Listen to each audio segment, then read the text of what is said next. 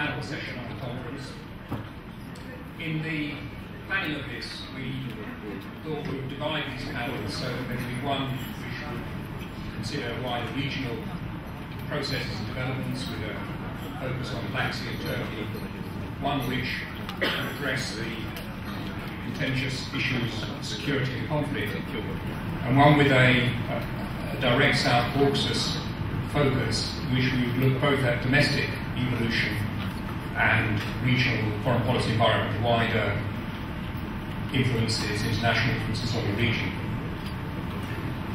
We originally hoped to have a fourth speaker, former Foreign Minister ASCN, but unfortunately he couldn't be with us. However, we still have a strong panel here, diverse panel, and look forward to presentations and discussion to address this rather broad topic. Now, we thought in looking forward to the future that we should both consider what we understand as the underlying trajectories, processes, which could be with not complete predictability. We could reasonably carry forward, expect that there will be developments that are identifiable, whether they're demographic and economic and so forth. So the likely change, likely processes, likely evolution in the region, but also to consider perhaps unforeseen possibilities, the forks in the road. Was to engage in scenario planning are always concerned about this, but what could actually change the trajectory dramatically if we can think of such possible impacts? So I hope that we'll cover these also in the discussion. I'm not going to raise any further questions at this stage. We'll have a chance to that in a moment after we've heard our three speakers. We decided that we'll have the perspectives from the north and the south, and then I'm not sure if Middle Farm is the middle, but from, because it's outside the region, have it in that order. Gia, do you want to?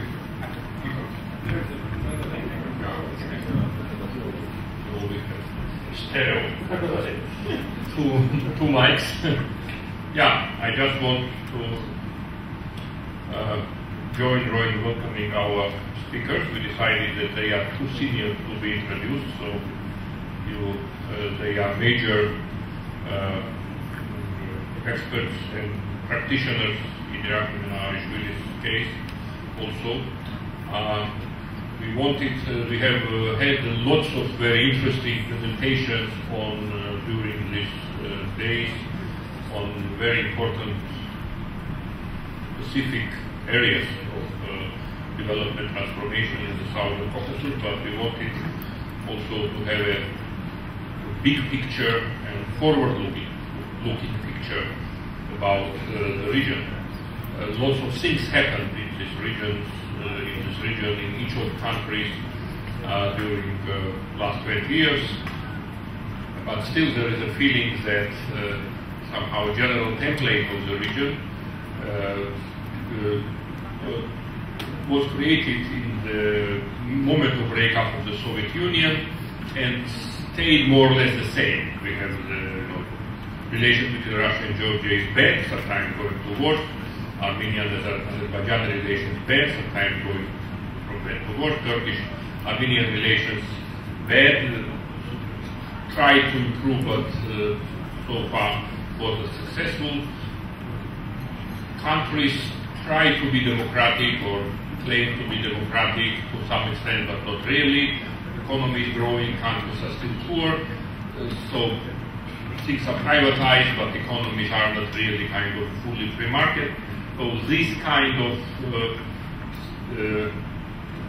continuous transition to something, and that feeling continues. So is it going to be like that for 20 years, another 20 years, or there are something will change that?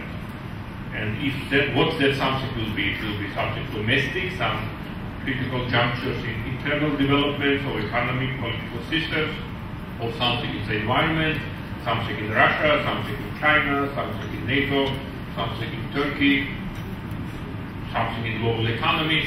So those are very important questions, and we think that we have very good people, very good panelists here today who can address them. So as I look at the screen, Dr. Janov is the first, so it's my pleasure to give floor to you. I don't know, 5-7 minutes to give grand ideas, and then we go into details later. Thank you very much. First of all, thank you very, very much for this invitation, because it's a great event, extremely good timing. So much happening just now in the region.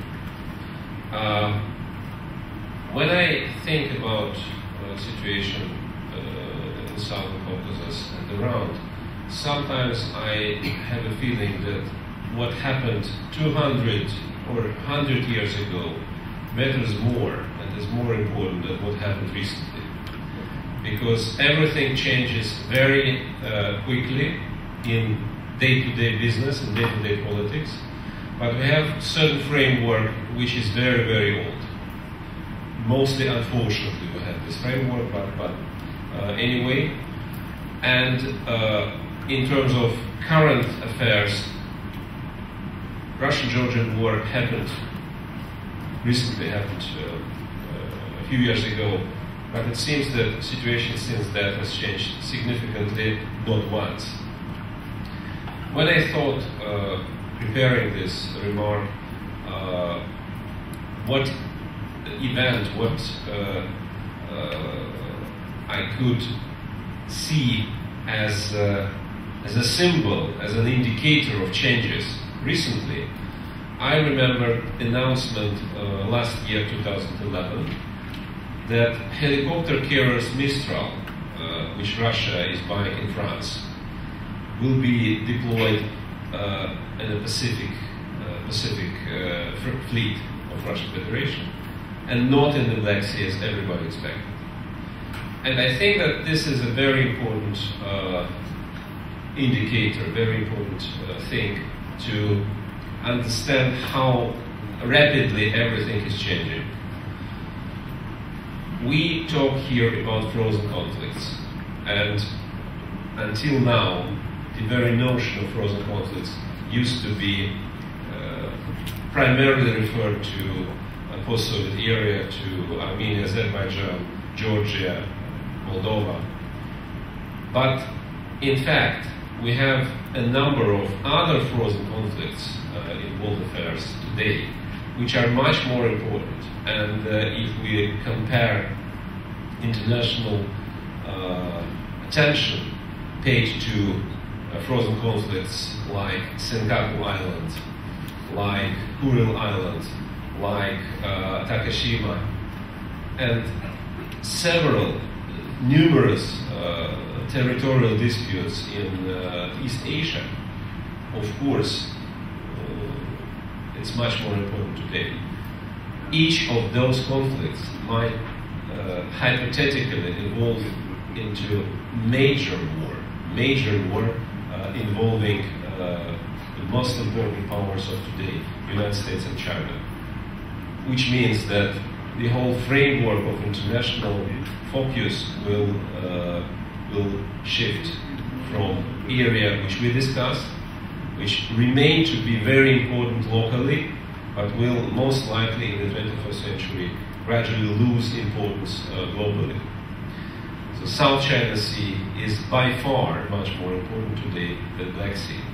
And maybe we can say that Asia Pacific in the 21st century will play the same role as Euro-Atlantic in the 20th century, with all consequences which, as we know from history of the 20th century, were disastrous for Europe, disastrous for the Euro-Atlantic community.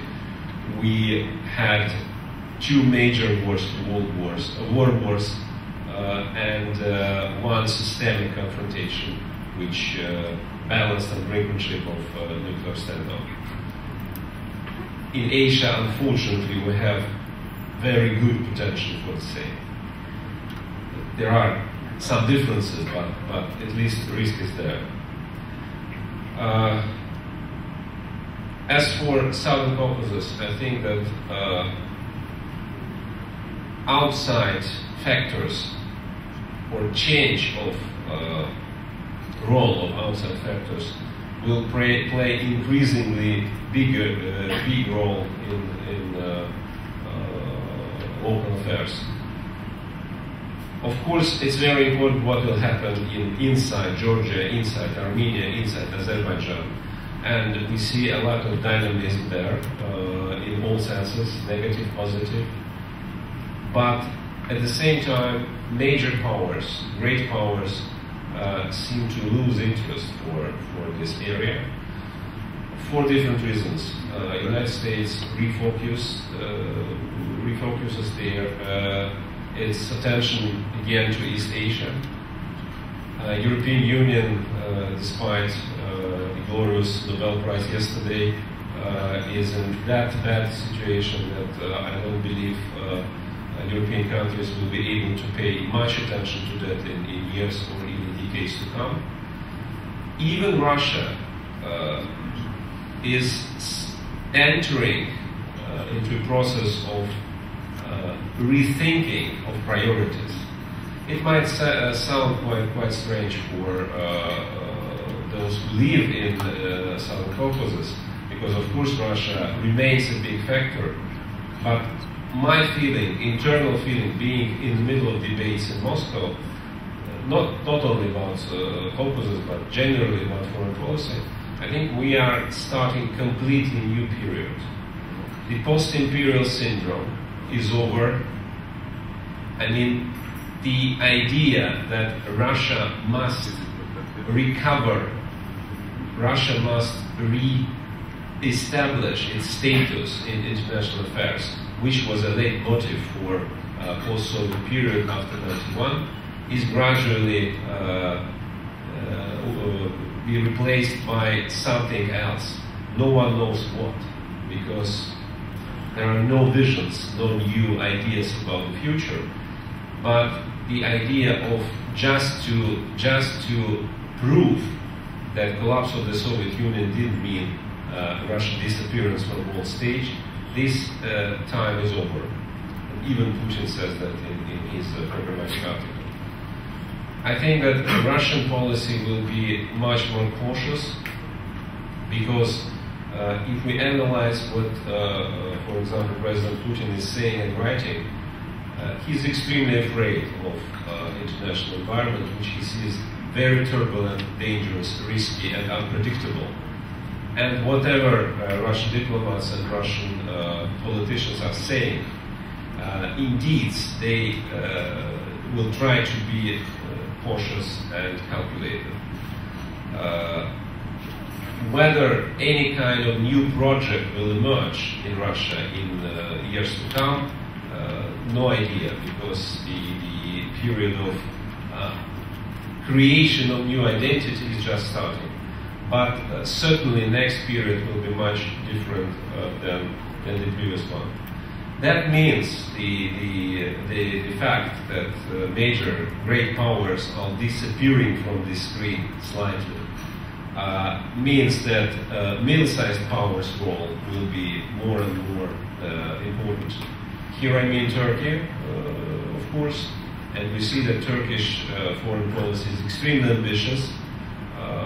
We can discuss whether it is successful or not, but ambitions will remain. Iran is a crucial factor, both Iranian internal development and Iranian status in world affairs. It seems that Iranian nuclearization is inevitable, which means that all neighbors will confront another Iran in a couple of years' time. And the whole framework of Southern Caucasus will be completely different in, say, 5 to 7 years' time because of change of international landscape. Not for the first time, not for the last time, but in the 21st century, Southern Caucasus will be again in an extremely turbulent situation, while major powers which used to be there most likely will play another role. Thank you. Neil?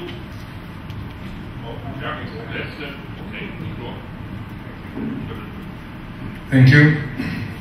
First, many thanks to the organizers of this conference and of this particular event for the opportunity to be here in Istanbul today and to address this very interesting audience together with such very interesting colleagues.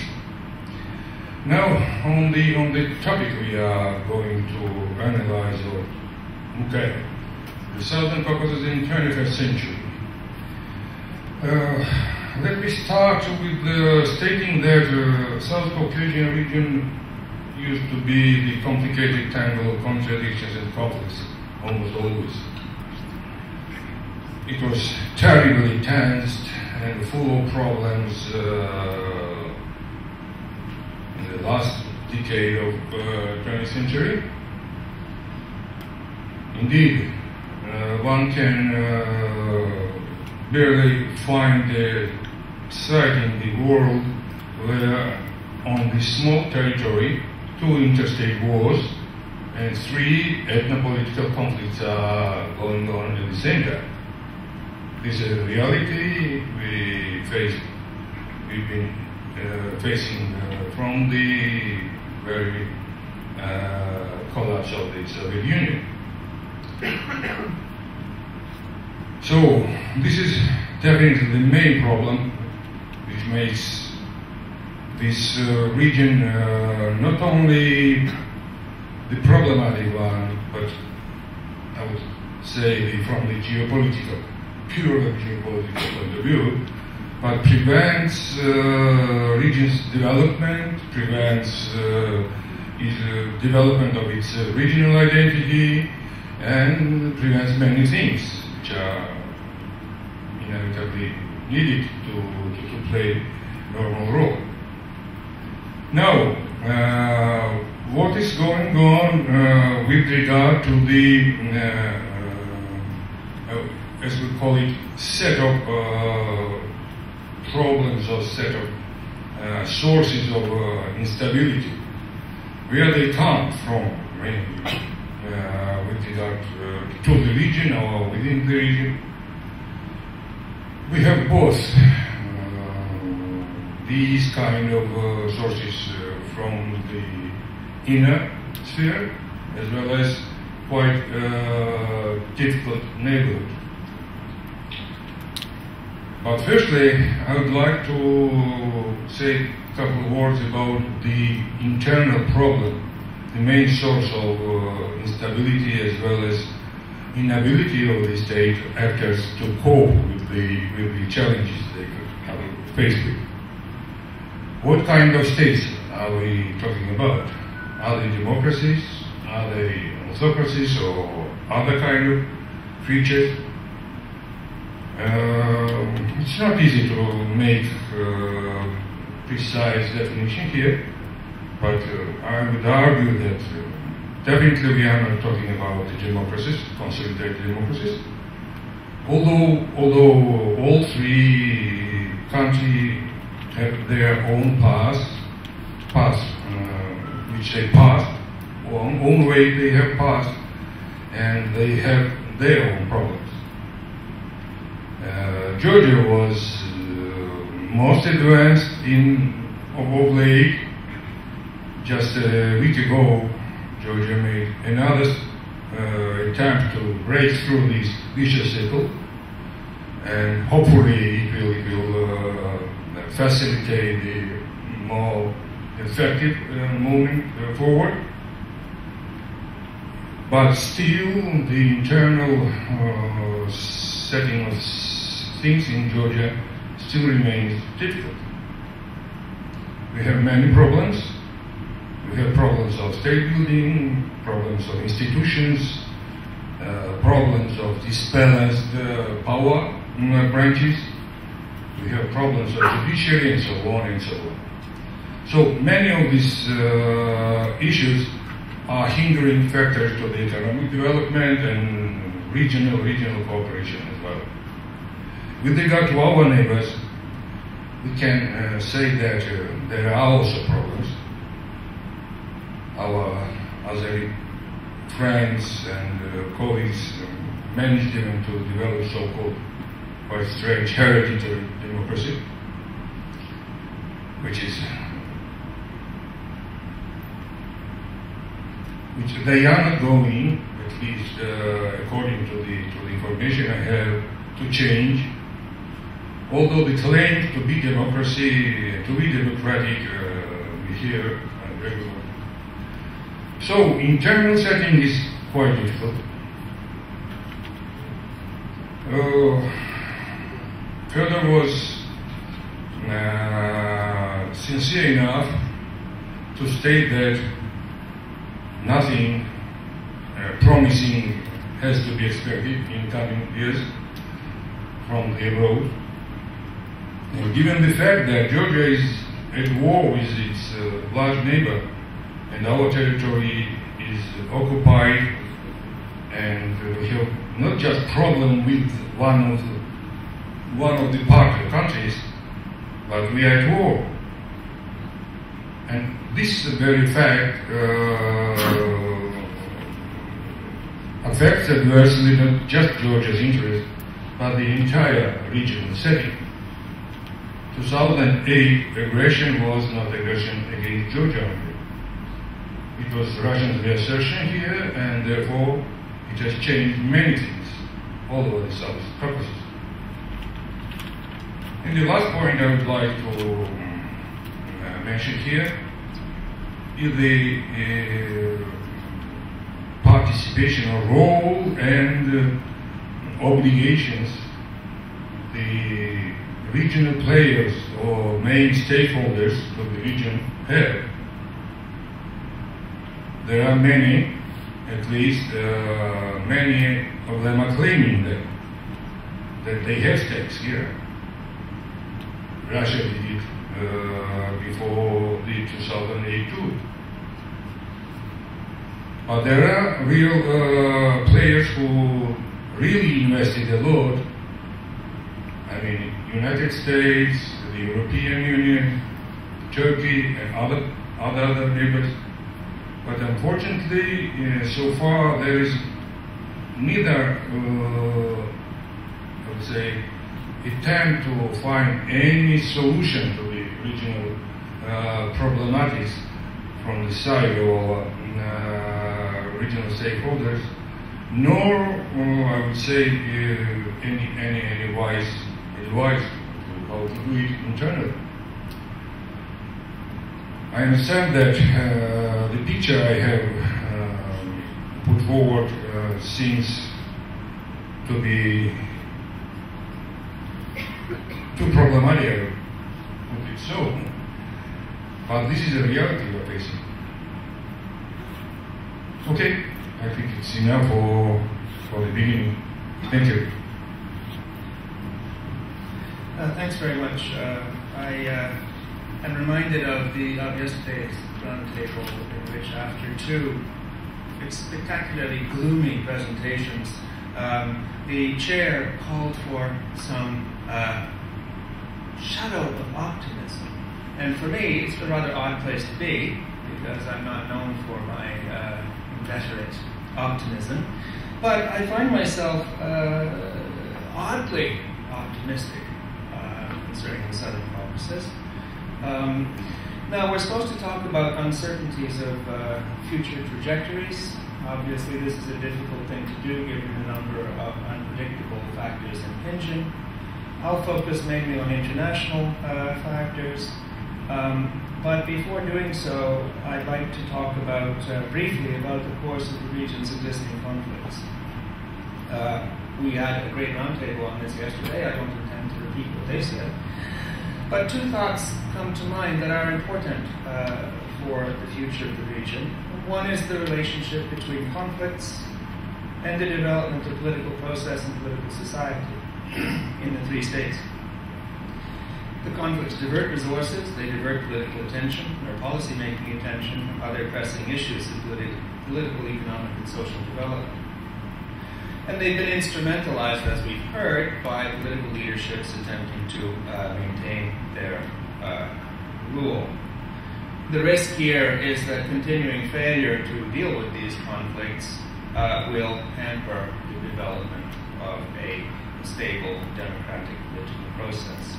Second, the focus over the last few days has been on the three conflicts in the Southern Caucasus, but Alexei Maloshenko and Alex Rondelli reminded us yesterday of the importance of contiguous conflict to the future of the region as well. They refer to the North Caucasus.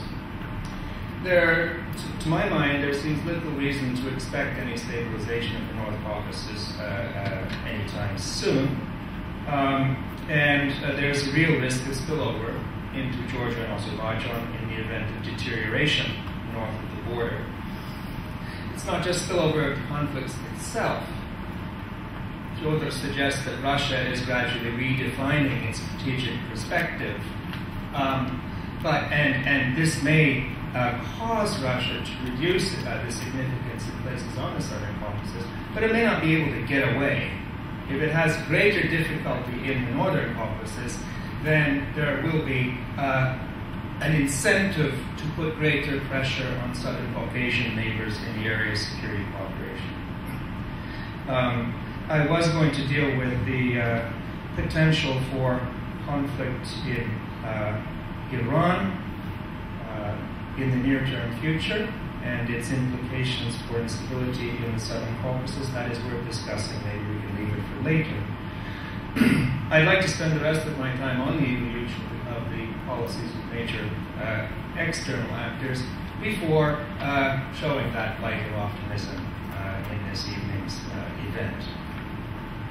Let's start with Turkey. I have no reason to repeat what has been said over the last 2 days, which suggests that the region is not, and for the near-term future, is not likely to be a significant priority for Turkey. It's got lots of other things on its mind. That may change, however, in the mid-term. Imagine, for example, partial normalization of Turkish relations with Armenia and the possible implication of that for the evolving negotiating framework on Nagorno-Karabakh.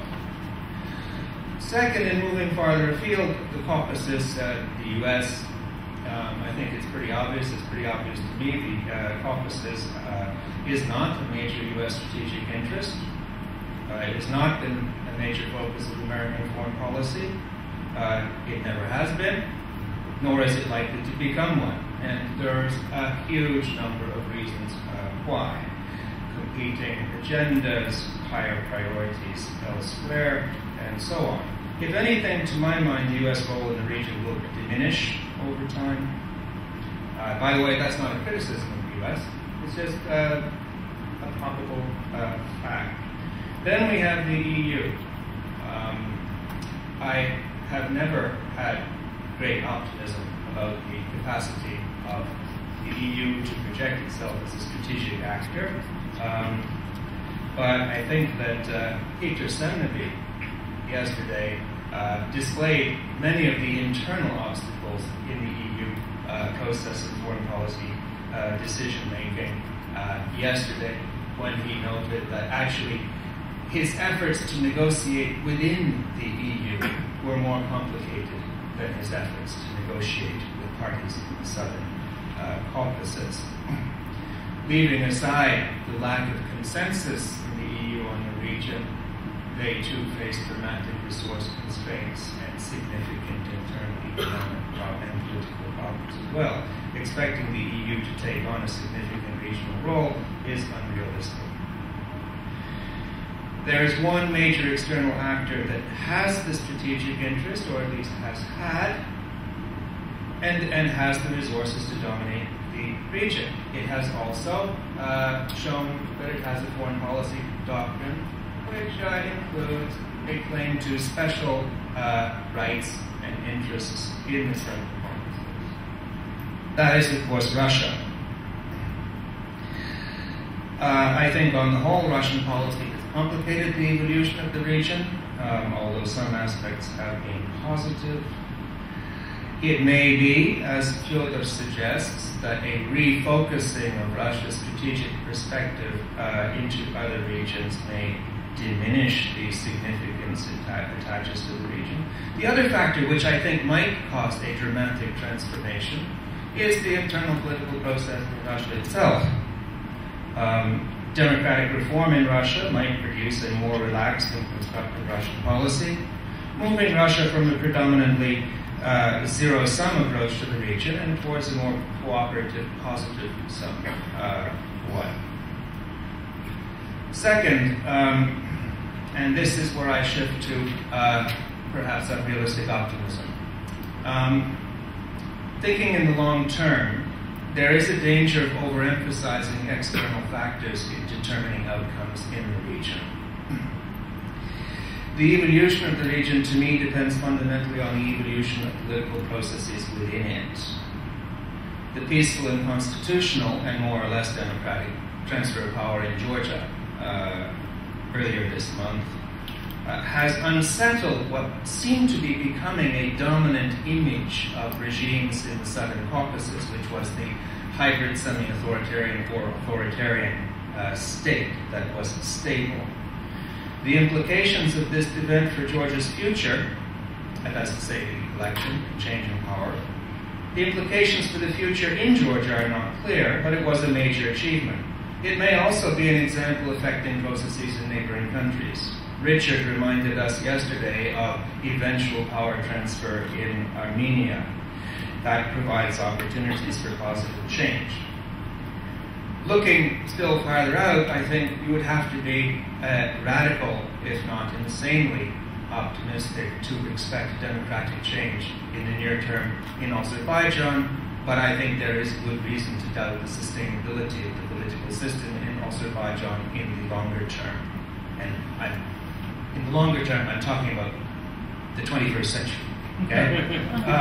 That is linked to my final point, and it is certainly the most nebulous point, but often the more nebulous ones are fundamentally the most important.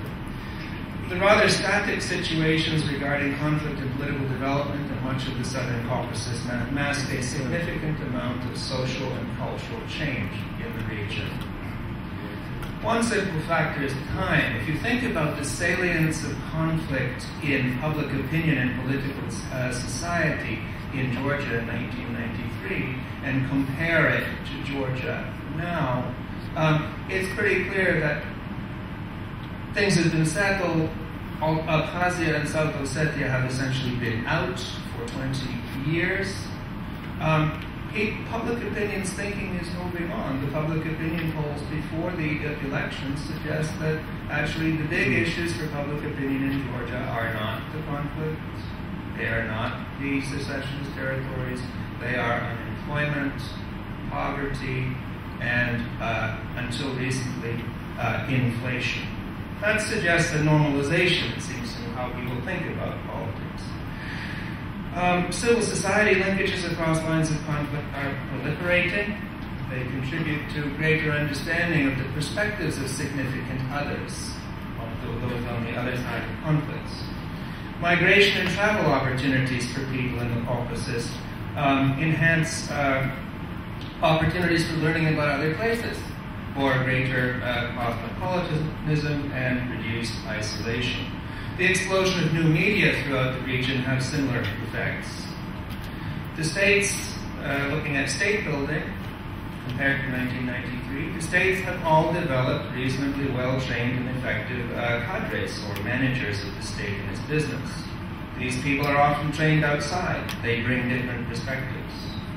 Finally, in this optimistic riff, we should recall Charles King's remark on the first day that good social science produces good policy. I hope this is true, Charles, and I happen to believe it is so, otherwise I would not be in this game. In the early 1990s, there was almost no good social science in and for that matter, on the Caucasus. Now there is, much of it emerging from the citizens of the Southern Caucasus itself.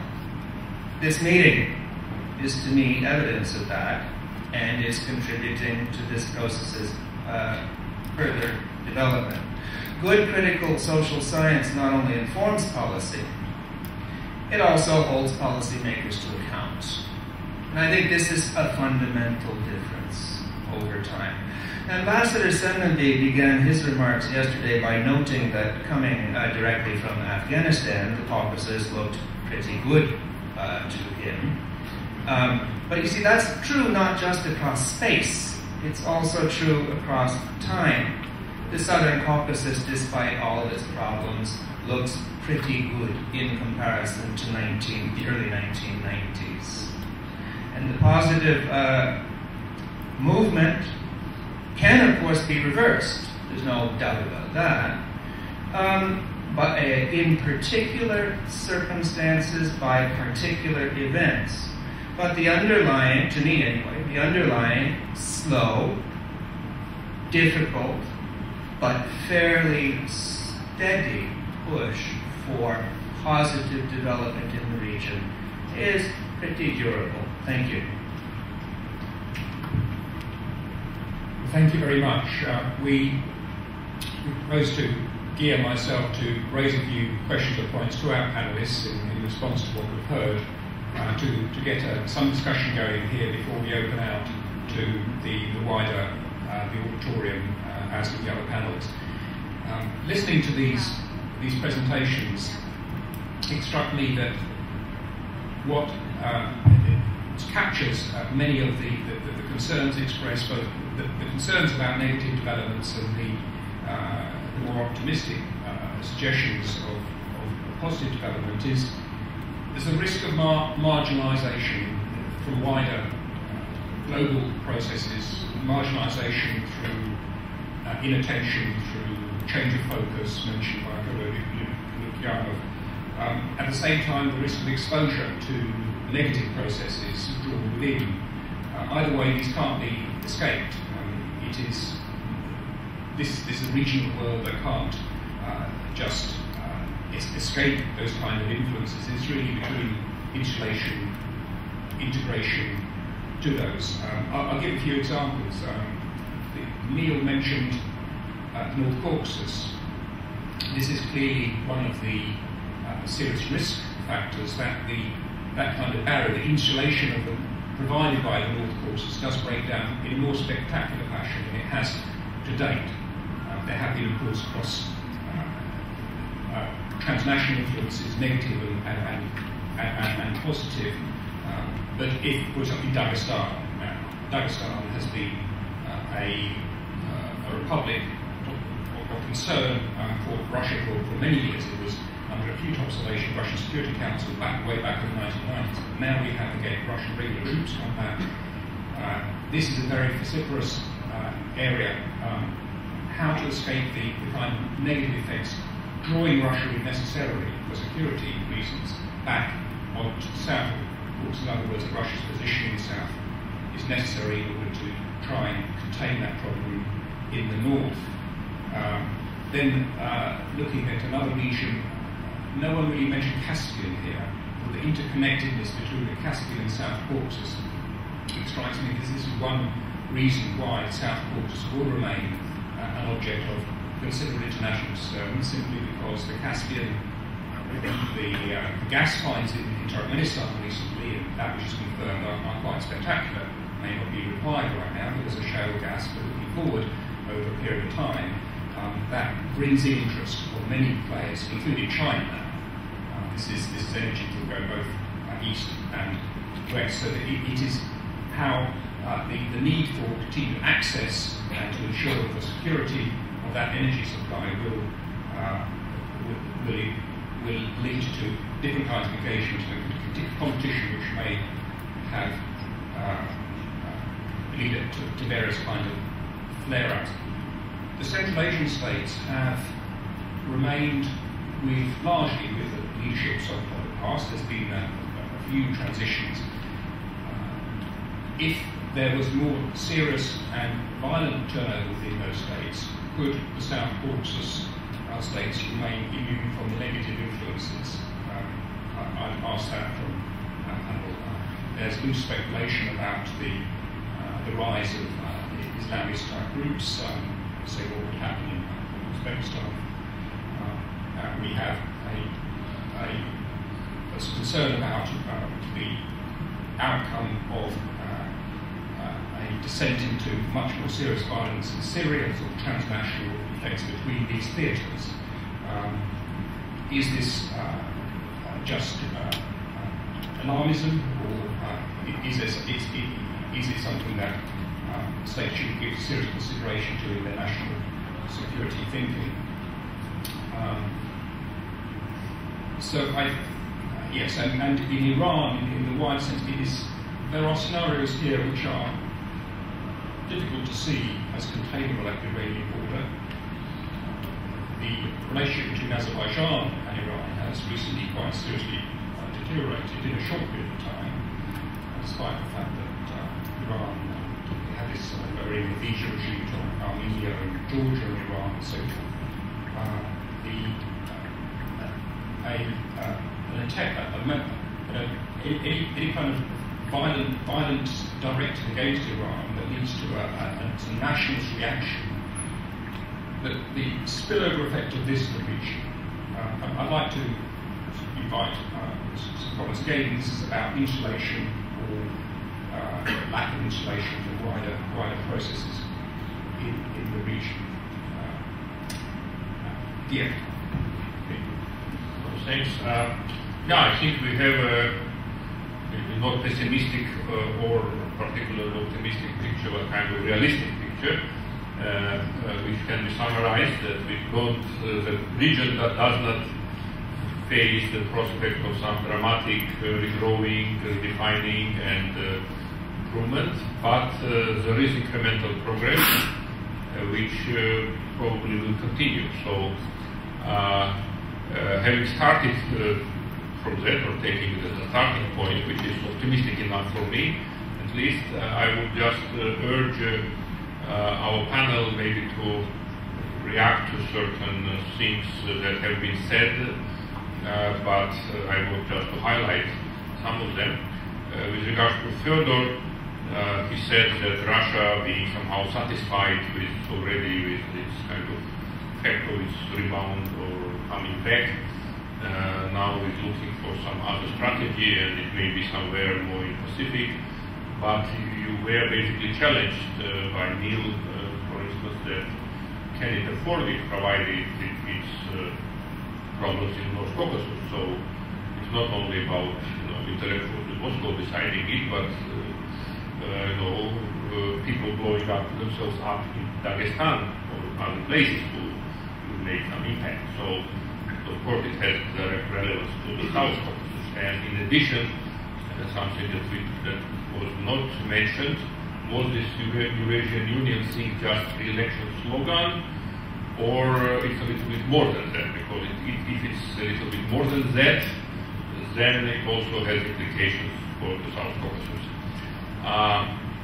Further also, I think he did not use those terms, but he appears to be buying the popular concept of kind of coming decline of the West, and the kind of China and Pacific region in general becoming kind of the central, China becoming central kingdom again, or so I wanted to urge Neil and Irakli both on how would you react to that. Do you also think that may be happening, and if yes, then what's the implications for the Southern Caucasus?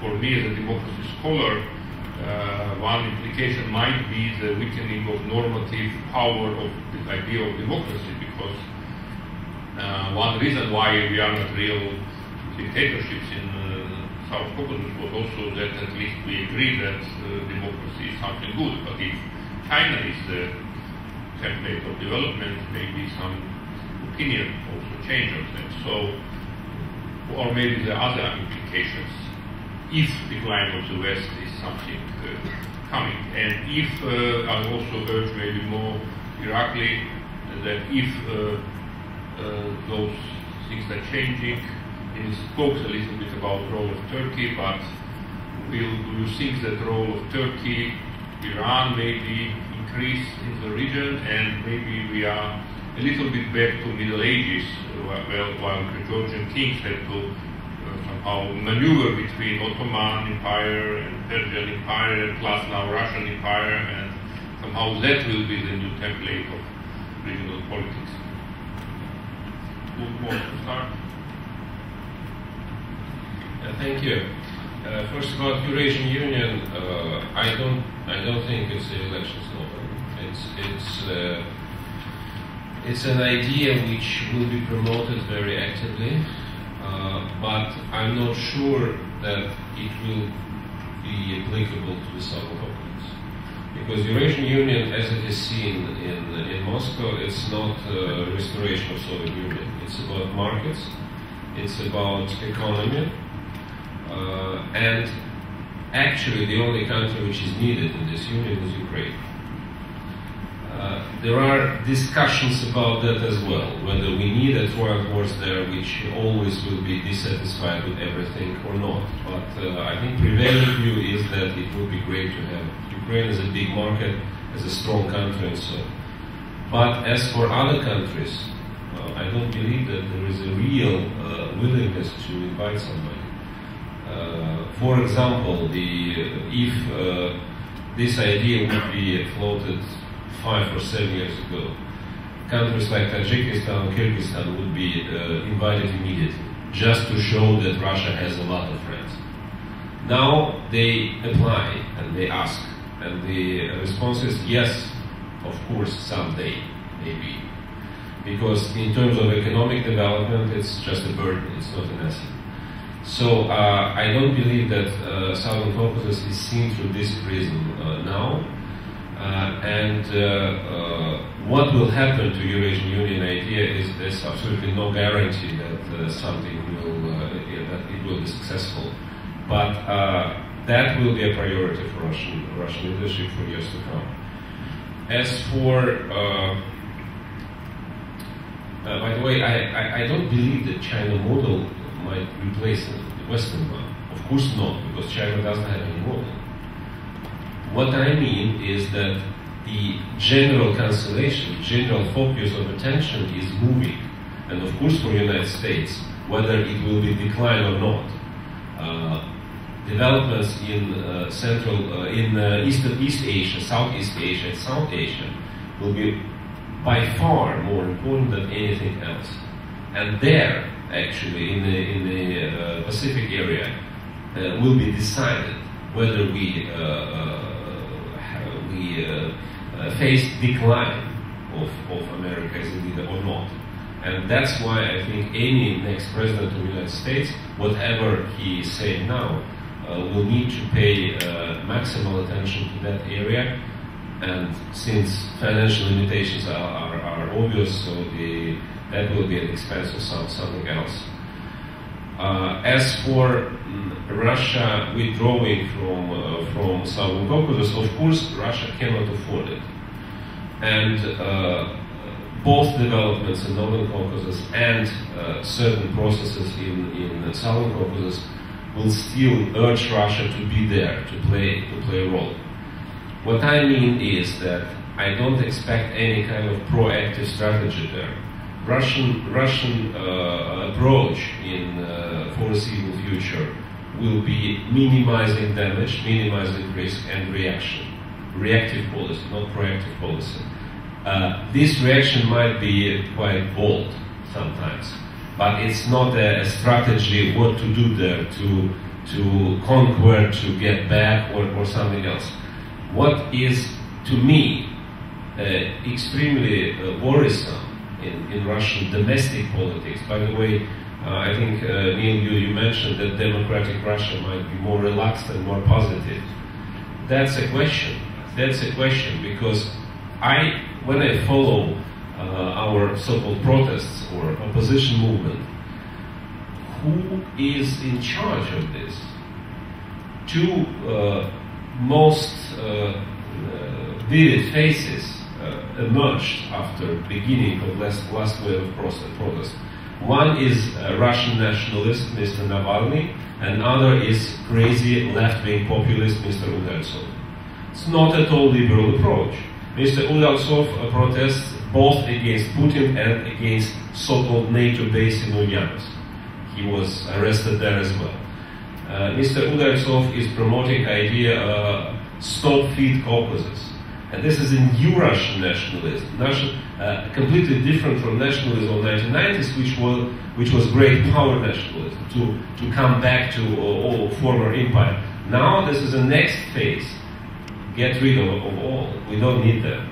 And of course it's a terribly irresponsible position, which unfortunately is growing, especially in big cities, as a result of inflow of people of different culture from Caucasus, from Central Asia. And I think that will have a major impact even on Russian foreign policy in years to come, because democratic Russia will be in a way, I'm afraid, much more xenophobic and nationalistic in ethnic sense than current authoritarian regime. Thank you. Some short comments maybe on some topics raised here. First, I would like very much to agree with Neil and to, I would say, pick up his method he used. Definitely,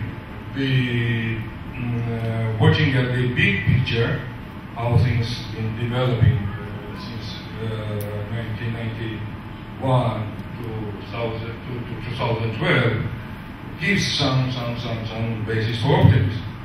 Definitely, the history development will not stop in the South Caucasus, and we will not start in the current state of things. But as it was rightfully mentioned here, also the problem of being strong out the margins of the global development is not the thing we would like to prevent.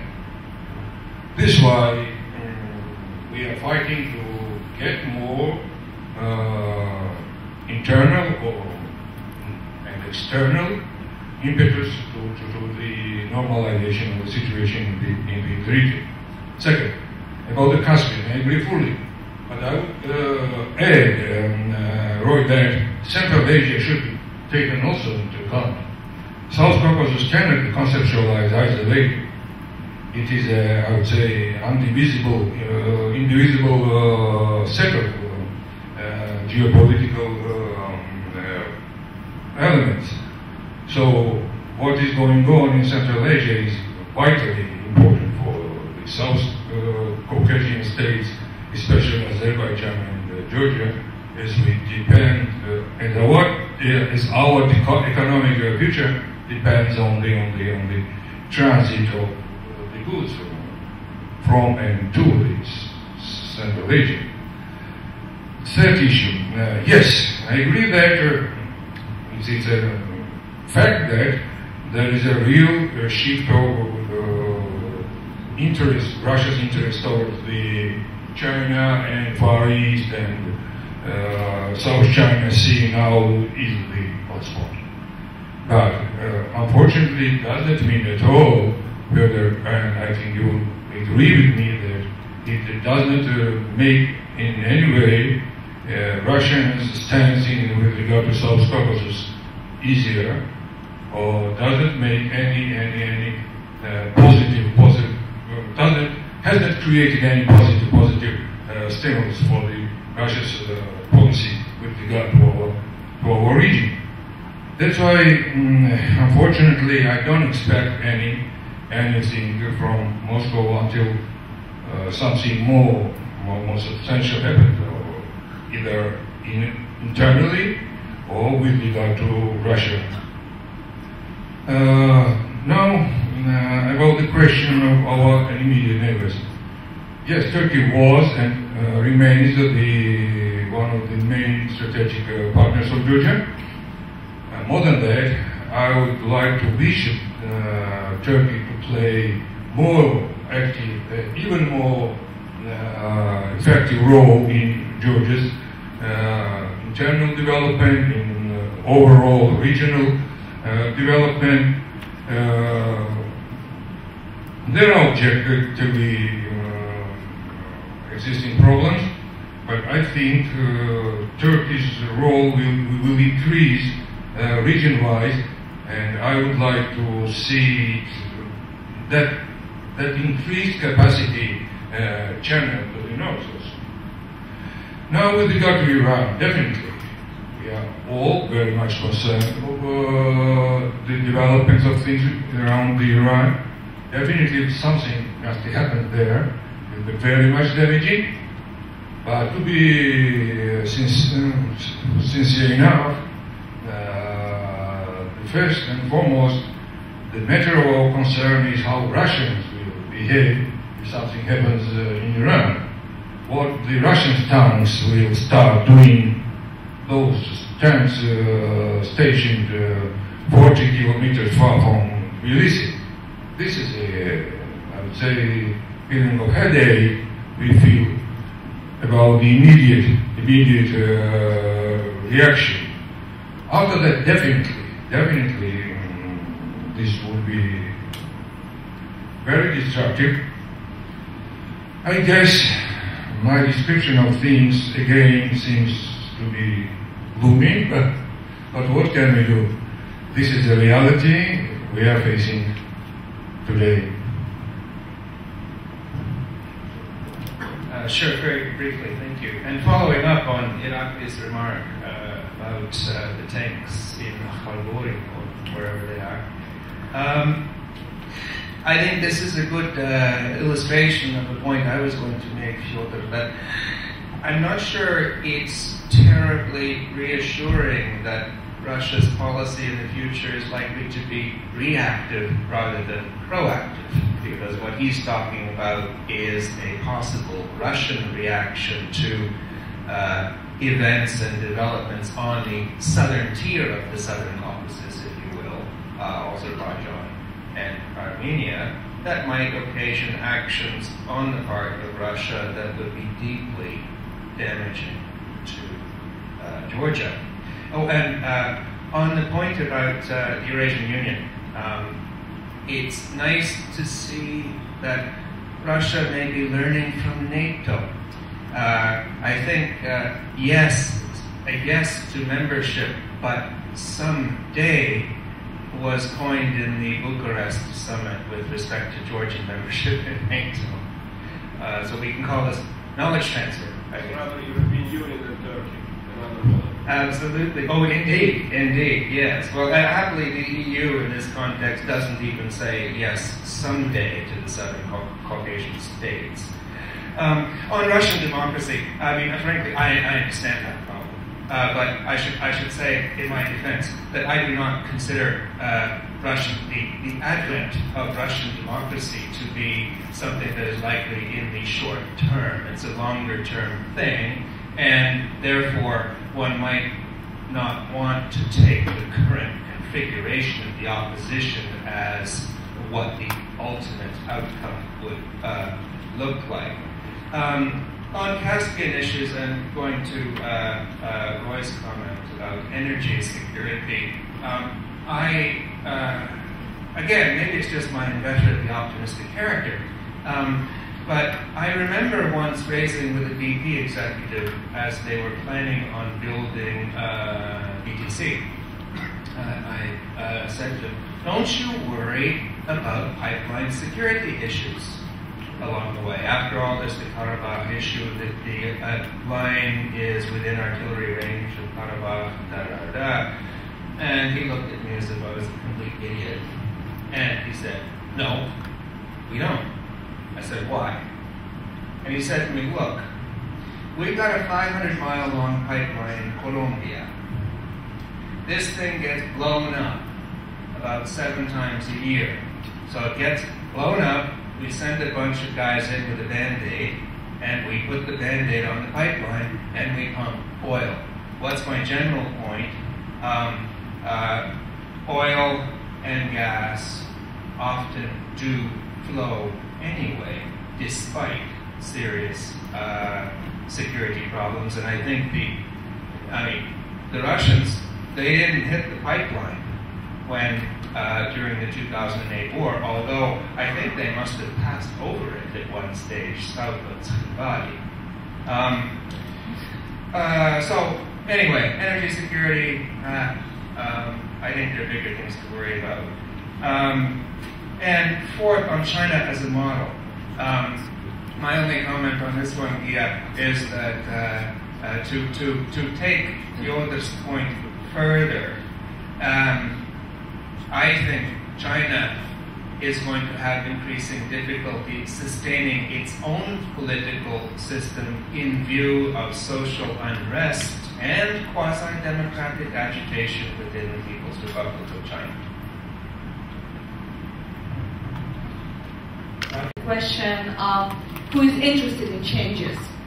And I'm interested in your opinion as, do you see who are those, I don't know, civil society, business, or governments, Turkey, Russia, Federation, the United States, Georgia, so who is really interested in the changes in the Southern Caucasus in the next 10, 15 years?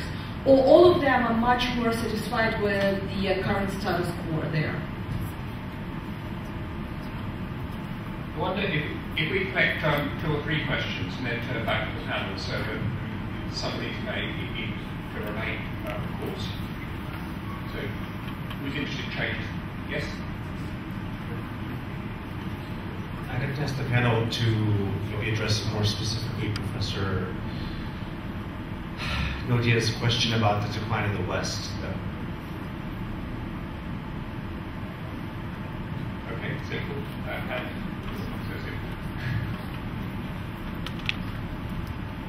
I'm wondering if you could also comment on Armenia with the elections coming up soon. Do you think anything's going to happen there? And with the Azeri case, do you see any clouds in the near future? Let's say 10 years. Any clouds in the sky? Okay, let's. Okay, final questions around there. Thank you. My question has to do with non-recognized state authorities in the region, and we can see that their actorness is increasing. So what is your view about their role in the future, in the next, let's say, 5 to 10 years, regarding the security and also economic development in the whole area there? Thank you.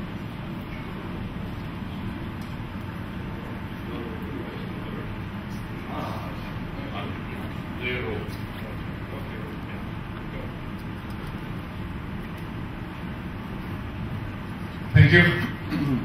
First, about the changes. You know, it sounds nice when it is in the title of the panel, but when you approach it substantially, another question arises: what kind of changes? Different players have different plans, they have different strategies, they expect different changes, at least they are ready to exert efforts to make those changes real. I don't expect, for example, that Russia is going to, not because of, I hate Russia, no, because, sorry, but I had already made several comments on Russia. This is a real strategy we are witnessing there. I don't expect any step whatsoever made by Russian side, Russian authorities with regard to South Caucasus to make any positive changes there. I mean, strengthening the stateful building, support the economic transition, making our sovereignty more stable, and so on and so forth. First, definitely, I would expect, as I have stated already, that Turkey will act more actively to make those things happen, because it's in Turkey's interest to have stable, well-developed northern neighbors to work with and to cooperate with.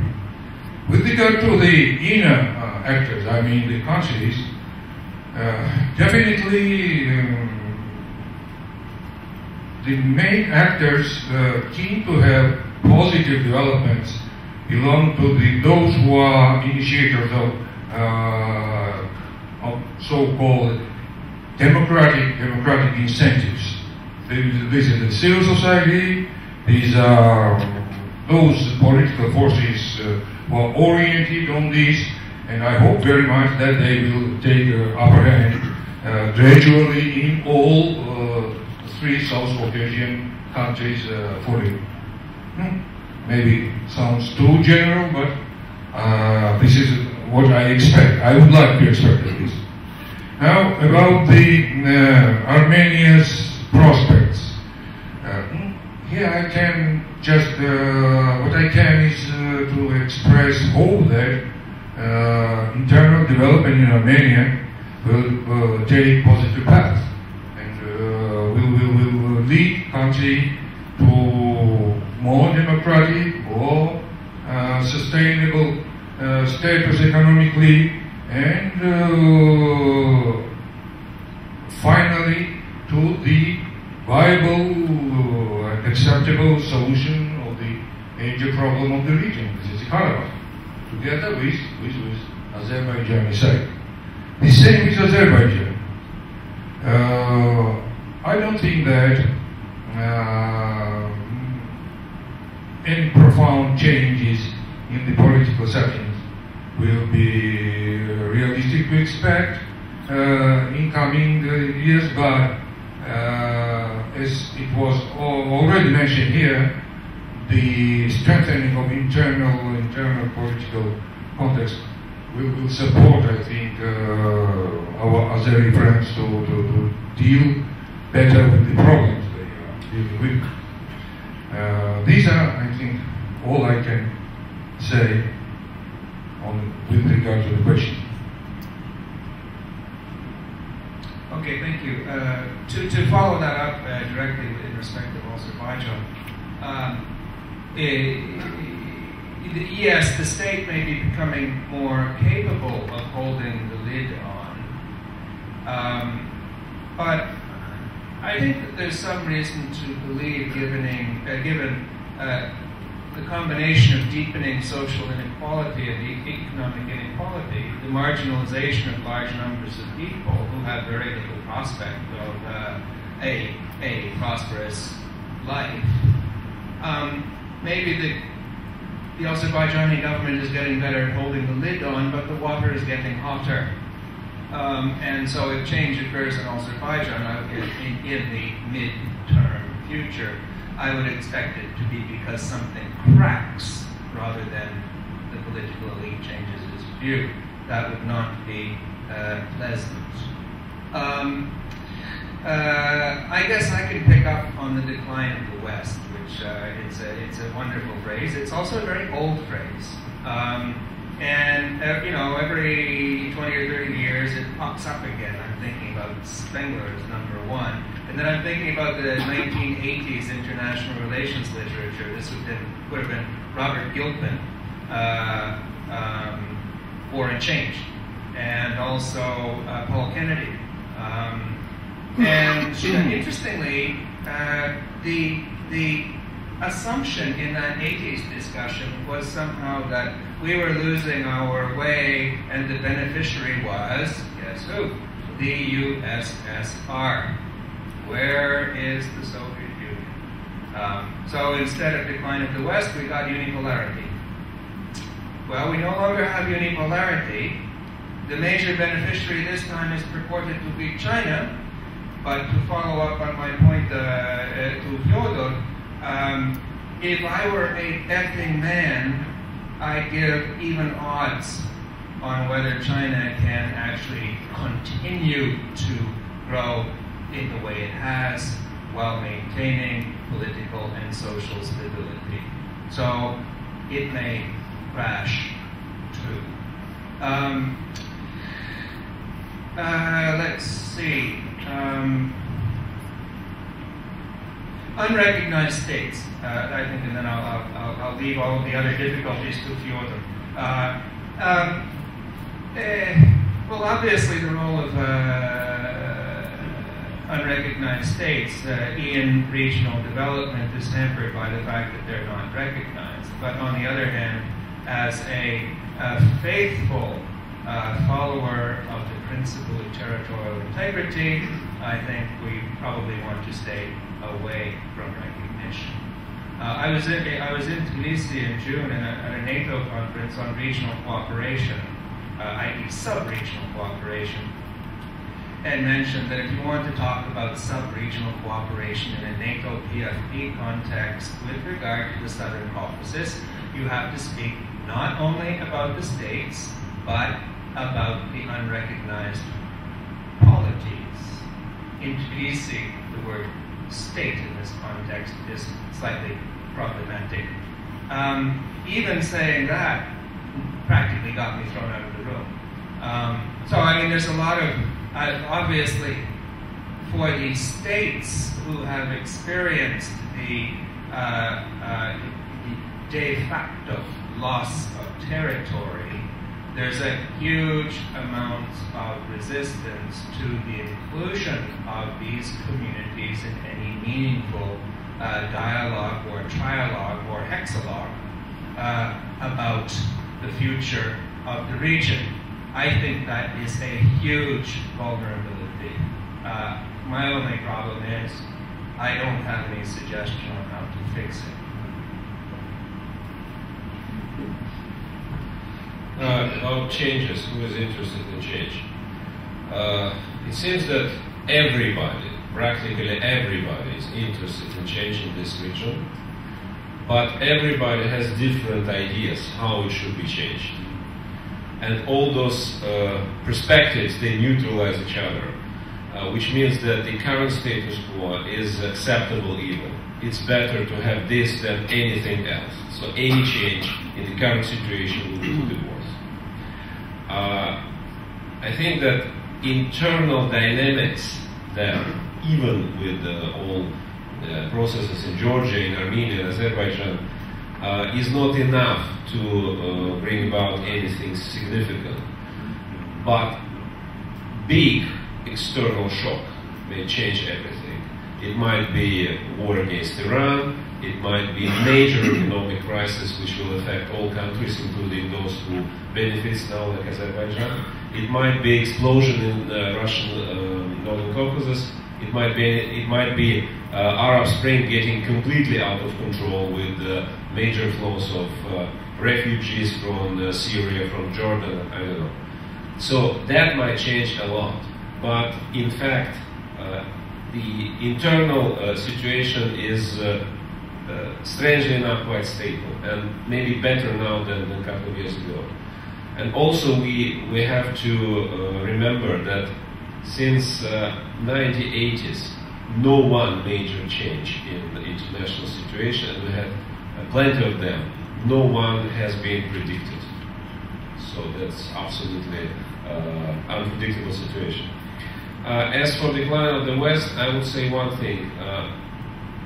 To me, the worst which happens is the disastrous decline of quality of political leadership everywhere, both in Europe and the United States.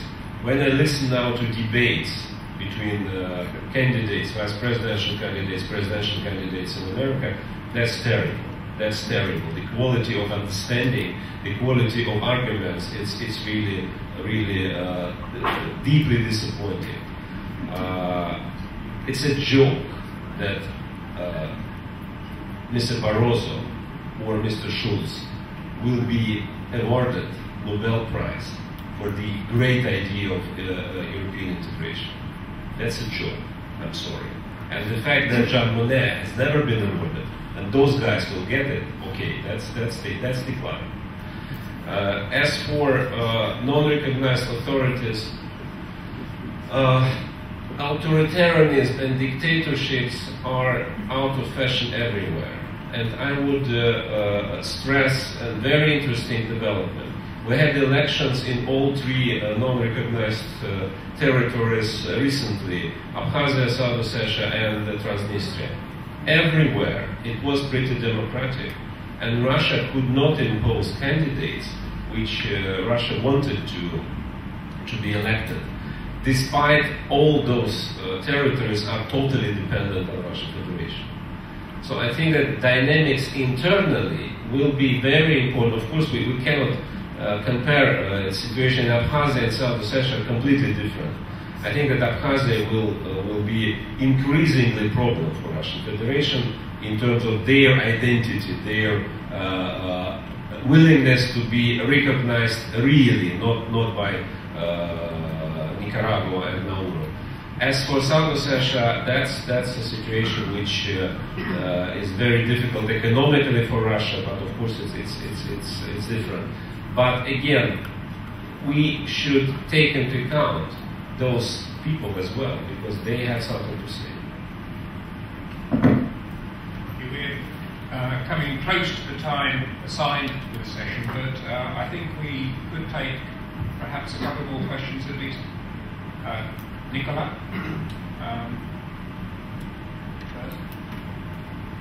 Yeah, we have a third keyword in the title of our conference, which was development. And it seems to me that we did not speak a lot about development. Maybe could ask you at the end to say something about the development. I mean, Saakashvili said a couple of years took Switzerland. Well, I'm a Swiss, took Switzerland as a possible future for Georgia. But not everyone can become Switzerland, as you know. And my question to you is what these countries, the whole region, can do to avoid peripherization. I mean, this is a real risk. Even Russia is losing 1 million people per year. I mean, there are some prognosis saying that countries like Bulgaria, Romania, they will lose 40 till 50% of their workforce in the next 20 years. If that is the case for European countries, come on, yeah, the more it will be the case for countries in the Southern Caucasus. Let me just write. In China, you're building every year new cities. Okay, from Vladivostok till Istanbul. To my knowledge, there is no Silicon Valley, no new cities being up, no new thing. So this is a reason for concern. Just asking. Thank you very much, Nicholas. Peripheralization. Question? Yes. Thank you for the presentation. I wanted to take up the point on democracy, the prospects for democracy in the region, and China having no model. And I would argue that China and Russia have a model regarding democracy, and I think that is explicated in Shanghai Cooperation Organization, which is basically we cooperate at the military level, at security level, but we do not interfere in the internal affairs of the countries. So given what was said here, that China might be getting closer and more interest in the region, what would be, and if you kind of share, maybe some of you maybe kind of share my opinion about this China and Russia having a model that not interfering in these internal affairs, what would be the prospects for democracy development? What are the prospects do we see for democracy development in the region?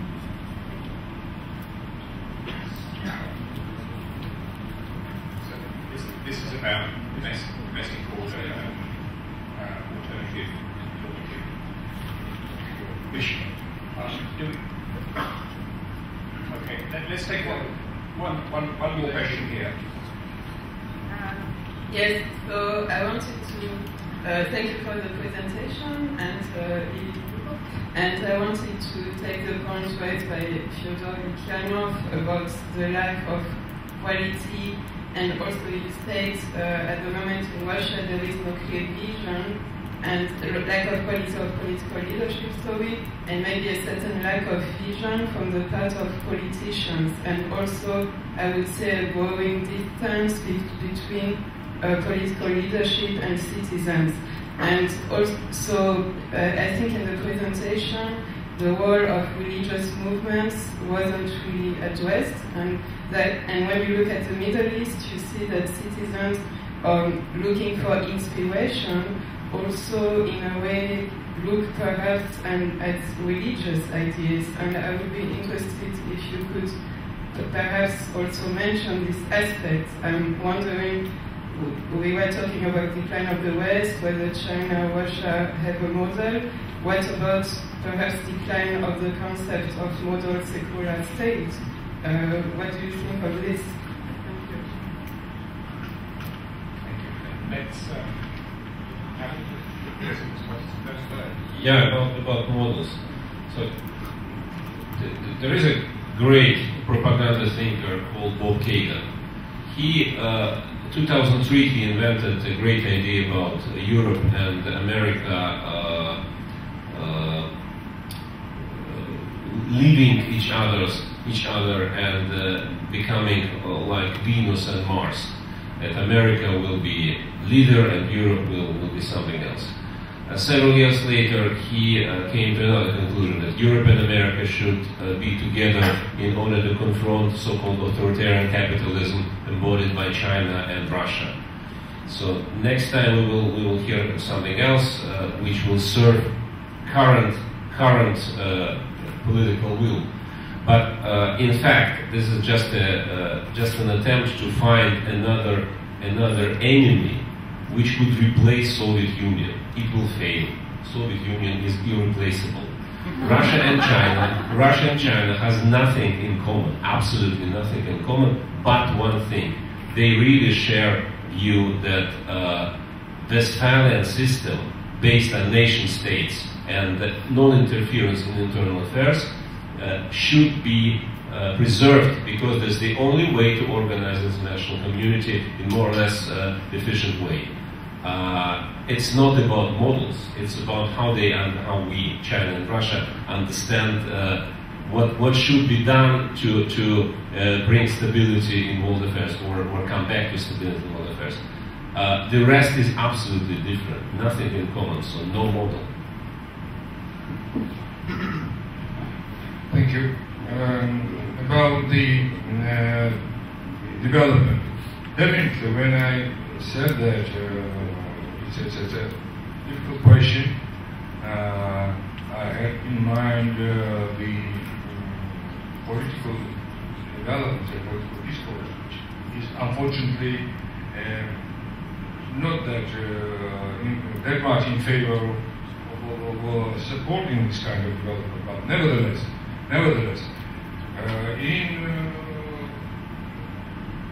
even in immediate prospect as well as midterm, definitely a number of things are expected to take place. Starting from new regional projects, which some of them are underway, many of them are under consideration.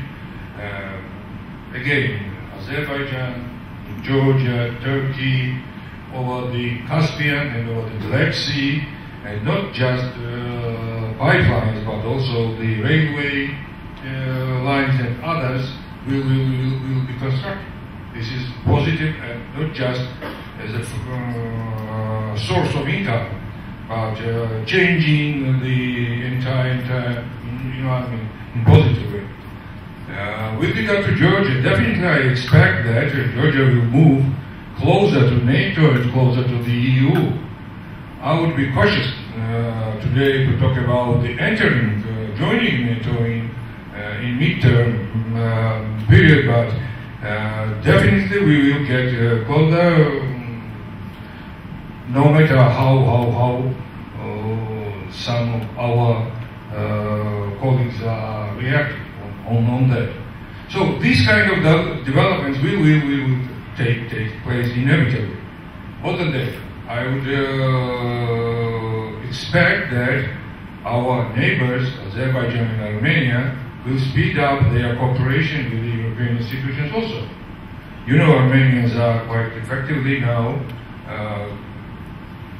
getting complementary approach with NATO and CSTU at the same time. Who knows? how it will develop in coming years. This is a positive trend also. So my view on the region's prospects is not that gloomy. I have just presented, not at all. But there are many hindering factors and obstacles have to be removed.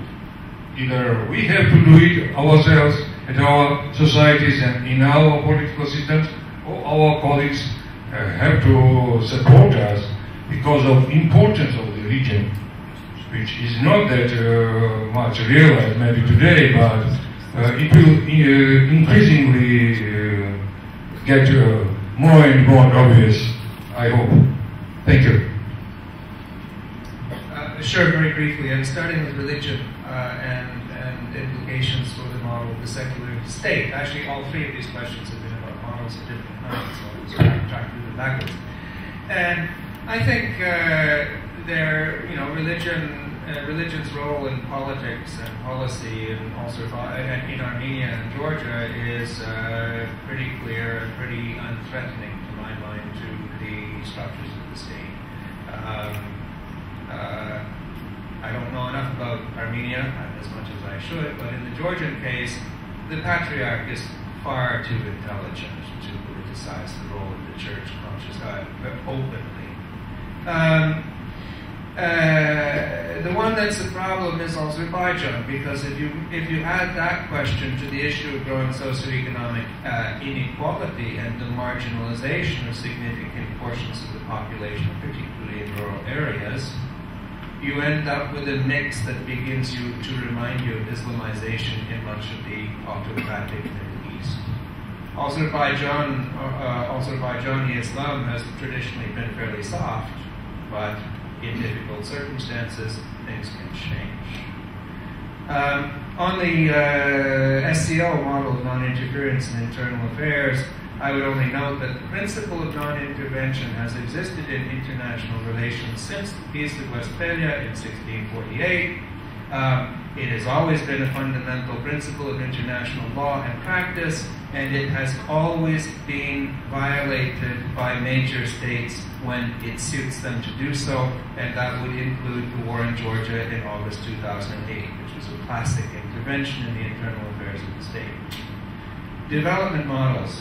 Yes, Mr. Saakashvili mentioned the Swiss model. He also mentioned the Singapore model, for that matter. There were lots of models kicking around.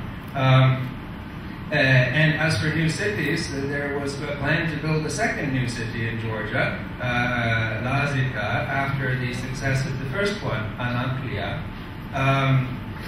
But more seriously, you're right, loss of population is a big issue in all three of the Southern Caucasus countries. That is because practices of economic development and the norms and laws of markets have actually not been consistent with the interests of the majority of the population of all three states.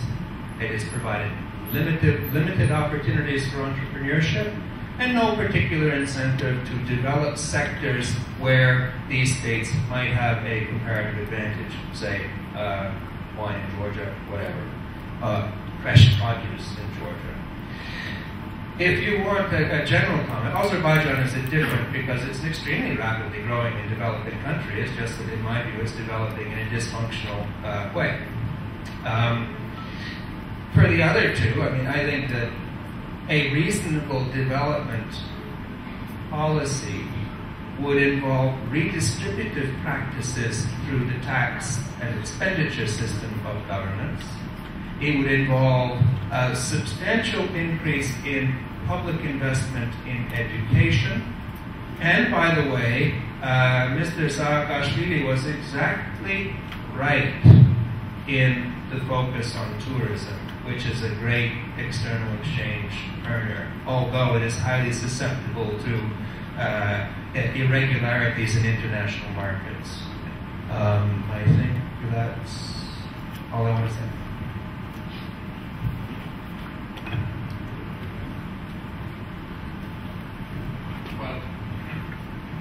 we should call this panel then to close, and I'd like with here to thank the panel for addressing a remarkable array of topics and questions.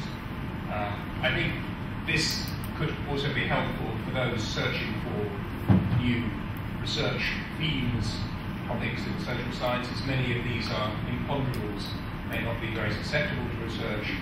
Some might well be. At least it shows that there is an agenda, a rich agenda of uncertainty. Uncertainty is always interesting, generates, keeps you motivated in research. So I think that was a splendid final roundtable for the conference. Thank very much all three contributors for their providing different ways and different forms of trying to understand and think about the future in this region. And we will, if any of us reconvene in forums in 20 years' time, we can put to the test some of these prognoses. So, yeah. I will join Roy of thanking first all panelists for very interesting and thoughtful and sometimes provocative remarks, and for the audience, for patience and being also intelligent questions. I will maybe summarize that lower line of the title, that as we saw, there are risks but not that imminent deadly threats for the region. There is not great likelihood of big changes, but it's all unpredictable anyway, so maybe we may be absolutely wrong, and I agree with that. So, thanks a lot again, but I think we need some guidance what to do next. Maybe Denis can do that. So I think there'll be some concluding remarks here. We will step down. Right.